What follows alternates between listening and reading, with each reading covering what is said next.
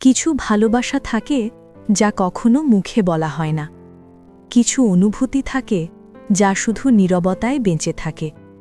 আজকের গল্পটা ঠিক তেমনই এক ভালোবাসার গল্প। আপনি শুনছেন নীরব গল্প, আর আজ আমরা নিয়ে এসেছি আমৃত্যু ভালোবাসি তোকে, পর্ব ১। আবিরের বাবা চাচা ৩ জন। আবিরের বাবা সবার বড়, নাম আলী আহমেদ খান। তানভীরের বাবা মেঝু, নাম মোজাম্মেল খান। ছোট চাচার নাম ইকবাল খান। আবির তার বাবা মায়ের একমাত্র ছেলে। মেঝু চাচা মানে মোজাম্মেল খান এক ছেলে এক মেয়ে। ছেলের নাম তানভীর খান, মেয়ের নাম মাহাদিবা খান মেঘ। ছোট চাচার এক মেয়ে এক ছেলে, মিম আর আদি। এখনও তারা এলাকার যৌথ পরিবারগুলোর মধ্যে শ্রেষ্ঠ। বাড়ির সকলের প্রাণ যেন এক সুতোয় বাঁধা। ৫ ভাই বোনের মধ্যে আবির সকলের চোখের মণি। আবিরের জন্মের পর তার বাবা মা দ্বিতীয় সন্তান নেওয়ার চিন্তাই করেননি। এইচএসসি পর্যন্ত সে বাড়িতেই ছিল সবার নয়নের মণি। আবিরের চাঞ্চল্যে মেতে থাকত খানবাড়ি। আচমকা যেন পরিবেশটা পাল্টে গিয়েছিল। ১৮ বছর বয়সে আবিরের হঠাৎ করে স্কলারশিপে বিদেশে পড়তে যাওয়া বাড়ির সকলের সাথে শারীরিকভাবে যেমন দূরত্ব বেড়েছিল, তেমনি দূরত্ব বেড়েছে মানসিকতারও। ৭ বছর পূর্বের আবিরের সাথে বর্তমান আবিরের আকাশ পাতাল পার্থক্য। দেখেও যেন চেনার উপায় নেই। ৬ ফুট লম্বা ছেলেটা, গায়ের রং শ্যামলা, গাল ভর্তি ছাপ দাড়ি, চুলের স্টাইল কোনো নায়কের থেকে কম না। তার ফ্যাশনের লুকে যে কোনো মেয়ে এক দেখাতেই প্রেমে পড়তে বাধ্য। প্লেনে বসে আবির অবলীলায় ভেবে যাচ্ছে অতীতে ফেলে আসা স্মৃতিগুলো। সেই চাঞ্চল্যকর মুহূর্তগুলো এখন শুধুই স্মৃতির পাতায়। মাকে রেখে এসেছিল সেই যৌবনের প্রথম দিকে, যখন তার বয়স ছিল ১৮। সেই সময় মাই ছিল তার একমাত্র বন্ধু। আজ সে ২৪ বছরের যুবক। এতগুলো বছরের একটা দিনও বাদ যায়নি যে মায়ের সাথে ফোনে কথা বলেনি সে। বাড়ির সকলের সাথেই মোটামুটি কথা বলার চেষ্টা করেছে। ছোটবেলার স্মৃতিগুলো ভাবতে ভাবতে নিজের দেশে পৌঁছে গিয়েছে আবির। এয়ারপোর্টে আবিরের বাবা আলী আহমদ খান আর তানভীর দাঁড়িয়ে আছে। তানভীর সম্পর্কে তার চাচাতো ভাই, আর বয়সে ২ বছরের ছোট, কিন্তু দুজন দুজনের বেস্ট ফ্রেন্ড আর কলিজার বন্ধু। তানভীর আবিরকে দেখেই দৌড়ে এসে জড়িয়ে ধরল। এই ৭ বছরে একবারের জন্যেও বাড়ি ফেরেনি আবির, তবে প্রতিনিয়ত কথা হয় আবির আর তানভীরের। আবির তার আব্বুকে সালাম করে জড়িয়ে ধরে। তারপর বাড়ি ফেরে ৩ জন। বাড়িতে যেন হই হই রই রই ব্যাপার। হবে নাই বা কেন? বাড়ির বড় ছেলে এত বছর পর বাড়ি ফিরছে। রান্নাঘরে বাহারি রকমের রান্নার ধুম পড়েছেন মা চাচিদের। হঠাৎ দরজায় আবিরকে দেখে সবার মধ্যে হইচই শুরু হয়ে গেছে। আবিরের আম্মু দৌড়ে এসে জড়িয়ে ধরলেন ছেলেকে। আবেগাপ্লুত হয়ে মাকে জড়িয়ে ধরল আবির। মমতাময়ী মাকে সেই ৭ বছর আগে ছুঁয়েছিল। আজ এত বছর পর মায়ের ছোঁয়া পেল আবির। মা চাচিদের সালাম করল। সোফায় বসিয়ে ছেলেকে একের পর এক শরবত নাস্তা দিতে ব্যস্ত সবাই। এরই মধ্যে উদয় হল মিম আর আদি। মিমের বয়স ১৪ বছর, আর ছোট ভাই আদির বয়স মাত্র ১০ বছর। আদি এই বাড়ির সবচেয়ে ছোট। আবির যখন দেশ ছেড়েছিল তখন আদির ৩ বছর হয়েছে মাত্র। ভিডিও কলে দেখতে দেখতে ভাইকে সে একটু একটু চেনে। দৌড়ে এসে জড়িয়ে ধরেছে ভাইকে। আবিরও জড়িয়ে ধরেছে আদিকে। মিমও আবিরের পাশে বসেছে। খোশ গল্প করছে সবাই মিলে। আদি জিজ্ঞেস করছে, ভাইয়া, আমার জন্য কি এনেছো? আবির যেই না উঠতে যাবে, মা চাচিরা উঠতে দিচ্ছে না। আগে শরবত খাবে, তারপর উঠবে। আবির তানবীরের দিকে তাকিয়ে বলল, ওই লাগেজটা নিয়ে আয় তো। তানবীর একটা লাগেজ টান দিতে যাবে।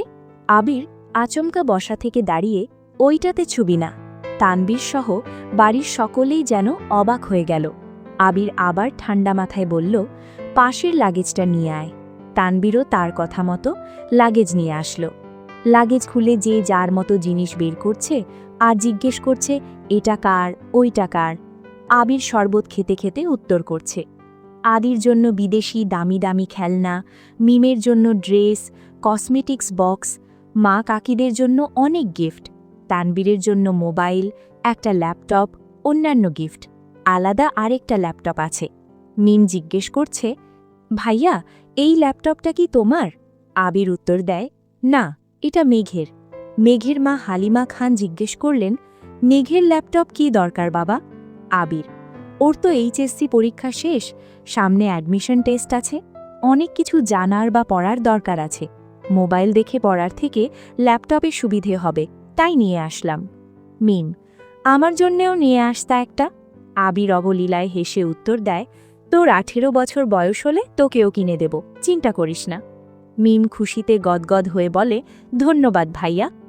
বাড়ির হইচই শুনে ঘর থেকে বের হলেন ছোট চাচা ইকবাল খান। আবির চাচুকে দেখে সালাম করতে যায়। চাচু বাধা দিয়ে জড়িয়ে ধরেন ভাতিজাকে। ইকবাল খান বাড়ির সকলের দিকে এক পলক তাকিয়ে নরম স্বরে বলেন, এতদিনেই বাড়িটা পরিপূর্ণ হল। ইকবাল খানের জন্য আনা উপহার আবির নিজের হাতেই চাচুকে দিল। বাকিদের জিনিসগুলোও একটা একটা করে দিল আবির। মেজো চাচু মানে মোজাম্মেল খান বাসায় নেই, তাই ওনার জন্য আনা গিফট যত্ন করে রেখে দিল আবির। লাগেজে পড়ে আছে একটা বক্স, যেটা র্যাপিং পেপারে মোড়ানো, আর একটা শপিং ব্যাগ। আদি জিজ্ঞেস করল, ভাইয়া ওইটা কার? আদির ল্যাপটপের পাশে ব্যাগ আর শপিং ব্যাগটা রেখে উত্তর করল, এগুলো মেঘকে দিয়ে দিও, আমি রুমে যাচ্ছি। ইকবাল খান এক পলক সবার দিকে তাকিয়ে জিজ্ঞেস করলেন, মেঘ কোথায়?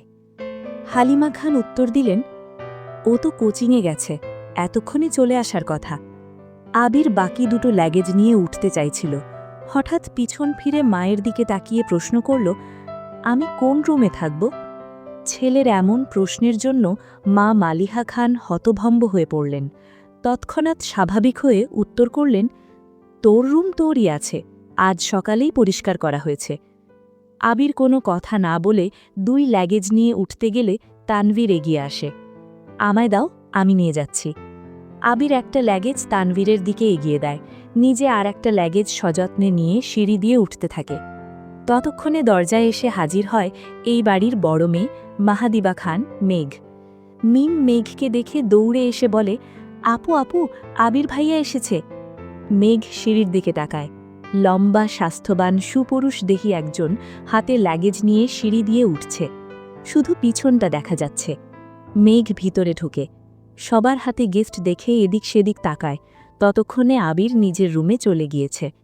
মেঘের মা হালিমা খান মেয়ের দিকে এগিয়ে এসে বলেন, তোর জন্য ও গিফট এনেছে। মেঘ তাকিয়ে বলে, কি গিফট? হালিমা খান চোখে ইশারা দিলেন। সোফায় রাখা ল্যাপটপের দিকে চোখ পড়ে মেঘের, ছুটে যায় ল্যাপটপের কাছে, জিজ্ঞেস করে, এটা কি আমার? মিম বলে, হ্যাঁ আপু, এটা তোমার। বক্সটা আর শপিং ব্যাগটাও তোমার। ল্যাপটপটা ঘুরিয়ে ফিরিয়ে দেখছে মেঘ, যেন আকাশ কুসুম কিছু পেয়ে গেছে। তারপর শপিং ব্যাগটা একটু খুলে দেখল 2টা ড্রেস মনে হচ্ছে। সে ল্যাপটপ আর বক্সগুলো নিয়ে রুমের দিকে চলে যাচ্ছে। এত বছর পর নিজের রুমটা আশ্চর্যান্বিত নয়নে দেখছে আবির।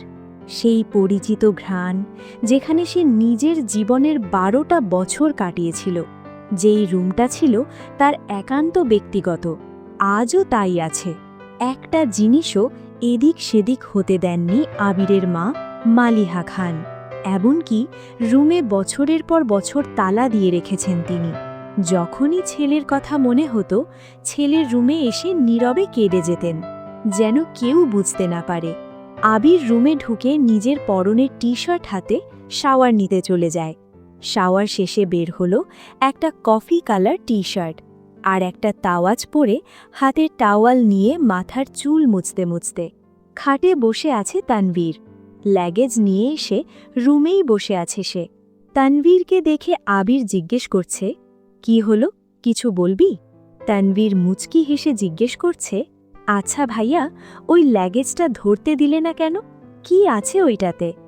আবিরের চক্ষুদয়ে উদ্বেগ স্পষ্ট। চোয়াল শক্ত করে উত্তর দিল, ওইটাতে আমার পার্সোনাল কিছু জিনিস আছে। তানভীর হাসতে হাসতে উত্তর দেয়, সেই পার্সোনাল জিনিসগুলো দেখতে চাচ্ছে আমার অবুঝ মন। কি করব বলো? স্বভাবসুলভ গম্ভীর কণ্ঠে উত্তর দিল আবির, কাউকে দেখানোর জিনিস আশা করি পার্সোনাল হবে না। তানভীর ভাইয়ের আপত্তির স্বর বুঝতে পেরে এই বিষয়ে আর কিছু বলেনি, শুধু জিজ্ঞেস করে, বিকেলে কি বার হবে? আবির উপর নিচ মাথা নেড়ে হ্যাঁ সূচক সম্মতি জানায়। তানভীর কথা না বাড়িয়ে চুপচাপ বিদায় নেয় রুম থেকে। আবির খাটের এক কোণায় বসে মোবাইল হাতে নিয়ে গুরুত্বপূর্ণ কিছু চেক করতে ব্যস্ত হয়ে পড়ে। মেঘ নিজের রুমে ঢুকে শপিং ব্যাগ খুলে 3টা ড্রেস বের করল। 3টা জামাই অসাধারণ সুন্দর, 2টো গাউন ড্রেস আর একটা গর্জিয়াস কাজের 3 পিস। ল্যাপটপটাও খুলে দেখে, তার প্রয়োজনীয় সকল অ্যাপ ব্রাউজার অলরেডি ল্যাপটপে সেট করা আছে। মেঘের দৃষ্টি যায় র্যাপিং পেপারে মোড়ানো বক্সের দিকে। র্যাপিং পেপার খুলতেই চোখে পড়ে 3টে উপন্যাসের বই, যেগুলোর উপরে ছোট্ট একটা চিরকুটে লেখা, অ্যাডমিশনের পর পড়বি। তার সাথে একটা ছোট বক্স, যেখানে এক বক্স রঙিন পাথর। মেঘের এই পাথরগুলো ছোটবেলায় খুব পছন্দ ছিল। তার সাথে একটা আইফোন 13 প্রো ম্যাক্সের বক্স। ফোন দেখে মেঘের চক্ষু চড়ক গাছ। অনেকদিন যাবৎ মনের কোণে সুপ্ত ইচ্ছে ছিল একটা আইফোন কেনার, কিন্তু কাউকে বলার মতো সাহস হয়নি তার। এগুলো দেখে খুশিতে গদগদ হয়ে পড়েছে মেঘ। ইন্টার সেকেন্ড ইয়ারে পড়াকালীন মেঘের যখন কলেজ, প্রাইভেট, কোচিং সব মিলিয়ে ব্যস্ততায় দিন কাটছিল, তখন তানভীর তার পুরনো একটা ফোন দিয়েছিল মেঘকে। সিমটাও ছিল তানভীরের। বাসার মানুষের বাহিরে শুধু 3-4 জন বান্ধবীর নম্বর ছিল সেই ফোনে। এমনকি স্যারদেরকেও নম্বর দিতে নিষেধ করেছিল কড়া ভাষায়। তানভীর বরাবরই বোনের ব্যাপারে খুব সিরিয়াস। ভাই বোনকে শাসন করে ঠিক আছে, কিন্তু তানভীর মেঘকে একটু বেশিই শাসনে রেখেছে এত বছর। এইচএসসি পরীক্ষা চলাকালীন সময় তানভীরকে খুব সাহস করে বলেছিল, ভাইয়া, পরীক্ষা শেষ করে আমাকে একটা নতুন ফোন কিনে দিবা? অগ্নিদৃষ্টিতে তাকিয়েছিল তানভীর, যেন মস্ত বড় অন্যায় করে ফেলেছে। তারপর মেঘ নতুন ফোনের আশা পুরোপুরি ছেড়ে দিয়েছিল। আজ সে না চাইতেই আইফোন পেয়ে গেছে। এ যেন মেঘ না চাইতেই জল। অনমনে ভাবছে, মনে হয় তানভীর ভাইয়া বলেছে ফোন আনতে আর ল্যাপটপ আনতে, না হলে উনি কিভাবে জানবেন আমার ফোন নেই? এদিকে 1 ঘন্টা যাবৎ ফোনে মনোযোগ দিয়ে কি যেন কাজ করছে আবির। হঠাৎ আদি দৌড়ে এসে দাঁড়ায় দরজায়। আদি, ভাইয়া তোমায় খেতে ডাকছে। আবির, যা, আসছি। 10 মিনিটের মধ্যে সাদা শার্ট পরে রেডি হয়ে নিচে নামল আবির। অসময়ে তেমন কেউ নেই নিচে। বিকেল 4টে বাজে। সবার খাওয়া শেষ অনেক আগেই। মালিহা খান বসেছিলেন ছেলের জন্য। ছেলের ফিটখাট হয়ে রেডি হওয়া দেখে মালিহা খান জিজ্ঞেস করছেন, কোথায় যাবি? আবির বলল, হ্যাঁ, একটু কাজ আছে। আবির চুপচাপ খাবার খাচ্ছে। ছোটবেলায় যা যা সে পছন্দ করত সব রান্না হয়েছে আজ। সব খেতে পারেনি, যতটুকু সম্ভব খেয়ে উঠে পড়েছে। এর মধ্যে তানভীর হাজির হয়েছে। শান্ত কণ্ঠে বলল, ভাইয়া, রেডি আমি। এখন যাবে নাকি লেট হবে? আবির, এখনই বেরোব। মালিহা খান রান্নাঘর থেকে ডেকে বলছেন, গাড়ি নিয়ে বেরোবি না? চাবি নিয়ে যা। গাড়ি লাগবে না আম্মু। 2 ভাই বেরিয়ে গেল। যৌথ পরিবারগুলোর সবচেয়ে আনন্দময় সময় হল সন্ধ্যাবেলা। বাড়ির সকলে মিলে হইচই করে বিকেলের নাস্তা খাওয়া, একটু টিভি দেখা, খেলাধুলা করা, আড্ডা দেয়া। সমস্যা শুধু বড় ভাই তানভীর সবসময় মেঘকে চোখে চোখে রাখে। কি করছে, কি না করছে, কখন খাচ্ছে, পড়াশোনা করছে কি না, এসব কিছু দেখাই যেন তার একমাত্র কাজ। কিন্তু মিম আর আদিকে কোনোদিন একটা ধমক পর্যন্ত দেয়নি তানভীর। এই কেমন দুমুখ ব্যবহার! তানভীর যতক্ষণ বাসার বাইরে থাকে, মেঘ ততক্ষণ মুক্ত স্বাধীন। তানভীর বাসায় না থাকায় 3 ভাই বোন মিলে ছোটাছুটি করছে। মেঘ যা বলে ছোট দুটা তাই করে।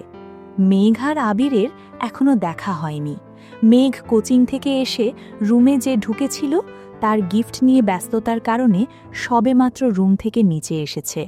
অন্যদিকে আবির বাসা থেকে চলে গেছে আরও 2 ঘন্টা আগে।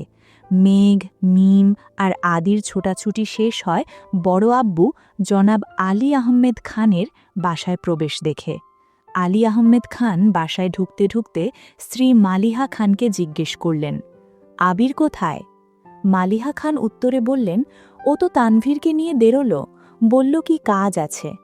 আলী আহমেদ খান সোফায় বসতে বসতে মেঘের দিকে তাকিয়ে প্রশ্ন করলেন, পড়াশোনার কি অবস্থা আম্মু? মেঘ শান্ত স্বরে উত্তর করল, আলহামদুলিল্লাহ ভালো বড় আব্বু, তবে কি? প্রশ্ন করলেন আলী আহমেদ খান। আমার ফিজিক্স আর ম্যাথে একটু সমস্যা, কোচিংয়ের সাথে কুলাতে পারছি না, প্রাইভেটগুলোতেও অনেকটা এগিয়ে গেছে। আলী আহমেদ খান বললেন, ঠিক আছে, তোমার জন্য প্রাইভেট টিউটার নিয়ে আসব, কাল বা পরশুর মধ্যেই ম্যানেজ করতেছি, তুমি চিন্তা করো না, মন দিয়ে পড়াশোনা করো আম্মু। তোমার ভাই তানভীর তো আমার কোনো কথা শোনে না, আর না শোনে তোমার আব্বুর কথা। কোথা থেকে মাথায় ভূত চেপেছে রাজনীতি করব, পড়াশোনায় গুরুত্ব না দিয়ে রাজনীতিতে গুরুত্ব দিচ্ছে। তুমি পড়াশোনা করো ভালো করে, মেডিকেলে অথবা ঢাকা বিশ্ববিদ্যালয়ে যেন চান্সটা হয়ে যায়। জি বড় আব্বু, চেষ্টা করব। খেয়েছো কিছু তোমরা? আলী আহমেদ খান জিজ্ঞেস করলেন। এবার উত্তরটা মিম দিল, হ্যাঁ বড় আব্বু, খেয়েছি আমরা। ঠিক আছে, এখন রুমে গিয়ে পড়তে বসো। 3 ভাই বোন কোনো কথা না বলে 3 দিকে যার যার রুমে চলে যাচ্ছে। রাত 9টায় বাড়িতে ঢোকে আবির আর তানভীর। খাবার টেবিলে খেতে বসেছেন 3 ভাই আর আদি। মিম, মেঘ কেউ নেই। রান্নাঘরে 3 যা খাবার রেডি করছেন। বিকেলে আবির সাদা শার্ট পরে বেরিয়েছিল। সাদা শার্টে 2-3 জায়গায় একটু একটু রক্ত লেগে আছে, আর আবিরের হাতে 3টে 1 টাইম ব্যান্ডেজ লাগানো। নজরে পড়ে ইকবাল খানের। কিরে আবির, তোর হাতে কি হয়েছে? শার্টেই বা মাগ কিসের? এই কথা শুনে ছুটে আসেন মালিহা খান। কি হয়েছে আবির? বুকের ভেতর ছ্যাঁত করে উঠেছে। একমাত্র ছেলের শরীরে একটা আঁচড়ও মা সহ্য করতে পারেন না। আবির, তেমন কিছু না, হাতে একটু লেগেছিল, ঠিক হয়ে যাবে, চিন্তা করো না। আর কথা না বাড়িয়ে সিঁড়ির কাছে চলে যায় আবির। আলী আহমেদ খান ছেলের দিকে তাকিয়ে প্রশ্ন করেন, খাবে না? না আব্বু, বিকেলে খেয়েছি, খিদে নেই। এই বলে রুমের দিকে চলে যায় আবির। আবিরের কণ্ঠ শুনে মেঘ রুম থেকে বের হয় তাড়াতাড়ি। এতগুলো গিফট দিল, অবশ্যই ধন্যবাদ জানানো উচিত। 7 বছরে ভাইয়ের মুখটাও দেখেনি সে। কিন্তু মেঘ রুম থেকে বের হতে হতে আবির রুমে ঢুকে পড়েছে। মেঘের চোখ মুখে নীরবতা। নিচে গিয়ে সবার সাথে খেতে বসে। তানভীরও খেতে বসেছে হাত মুখ ধুয়ে। ইকবাল খান তানভীরের উদ্দেশ্যে বলে, তুই তো ছিলি আবিরের সাথে, কি হয়েছে বল? তানভীর, চাচ্চু, আমি তো ভাইয়ের সাথে বেরিয়েছিলাম, কিন্তু পরে আমি পার্টি অফিসে চলে গিয়েছিলাম, তাই সঠিক জানি না।